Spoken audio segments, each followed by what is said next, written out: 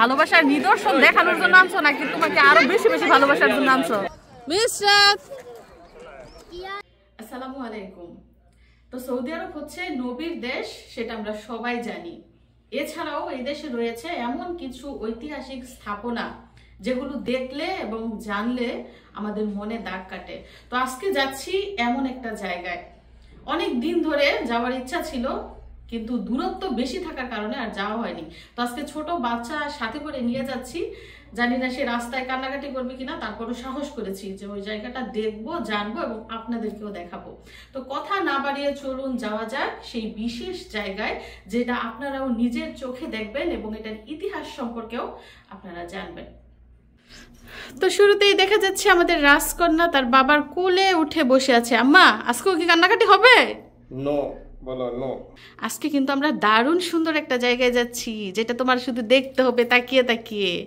হ্যাঁ, একটুও কান্নাকাটি করা যাবে না কিন্তু, ওকে? এছাড়াও আমাদের সাথে যাচ্ছে ওয়ান অ্যান্ড অনলি মিশারি। মিশারি, আমাদের সাথে আর কে কে যাচ্ছে তুমি ছাড়া?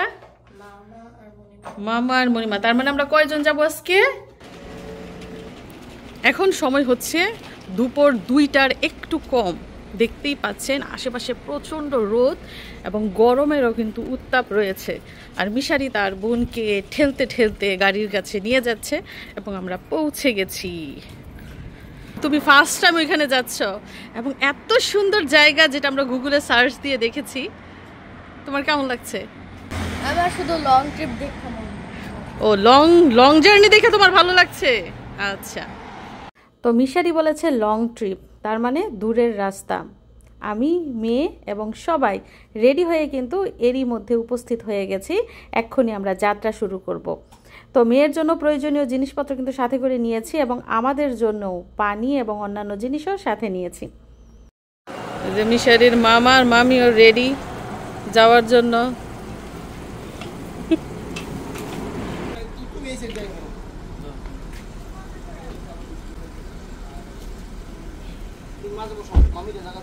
তো লং জার্নি, আমাদের গিয়ে পৌঁছাতে প্রায় 2 ঘন্টার মতো সময় লাগবে।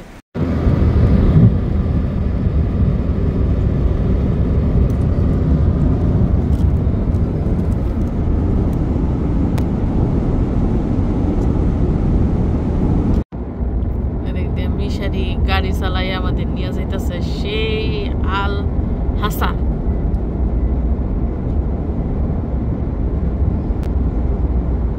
দেখেন ফেক চালানো, এই যার বাবার কোলে বসে চালাইতে। মিশারি কি সত্যি চালাইতেছে না ফেক? মিস্টারি কন্ট্রোল করে রাখতেছে, বাড়ানি কমানি আমার। মানে তোমার কাছে কন্ট্রোল, সে গাড়ি চালাইতেছে। এরা তো কন্ট্রোল, খালি বাড়ানি কমানি আমার কাছে। জোরে যাওয়া আর কম যাওয়া আমার কাছে। মাশাআল্লাহ, মিশারি কিন্তু আরো 2-3 বছর আগে থেকে গাড়ি চালাইতে পারে। কাঁপতেছে ভয়ে।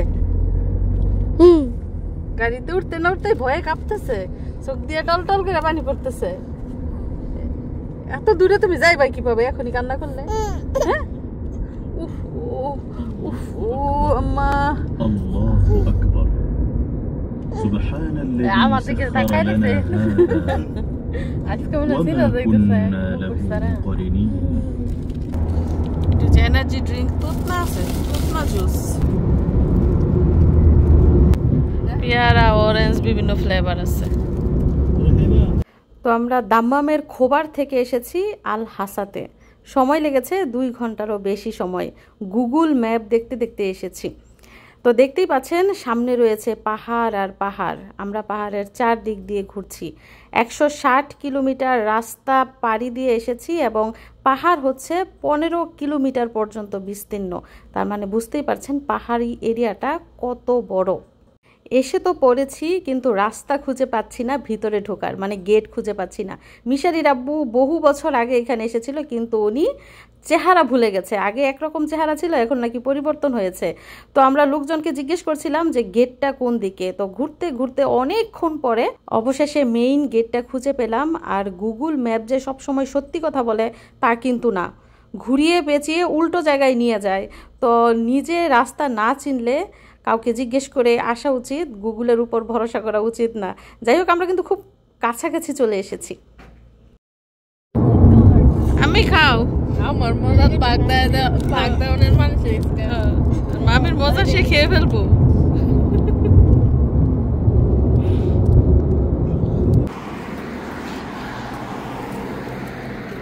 তো অবশেষে আমরা আল হাসাতে এসে পৌঁছেছি।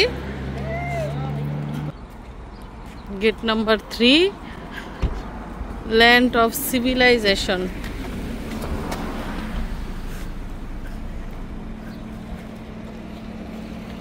এই জায়গাটা খুঁজে বের করতে করতে আমাদের প্রায় 40 মিনিটের মতো সময় লেগেছে।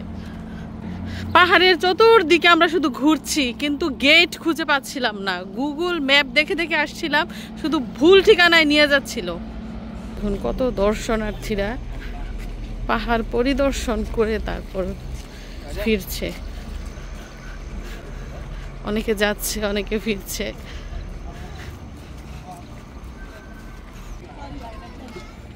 আমরা কিন্তু এখন নিচ থেকে উপরের দিকে উঠতেছি। দেখেন ঢালু এরিয়া, রাস্তাটা ঢালু এবং অনেক দর্শনার্থী।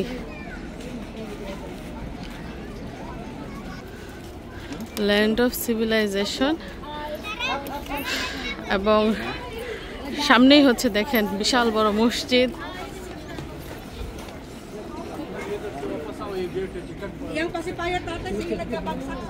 অনেক দেশের মানুষজন এসেছে এখানে। আইস মাউন্টেন, মিশরি, এটা আইস মাউন্টেন।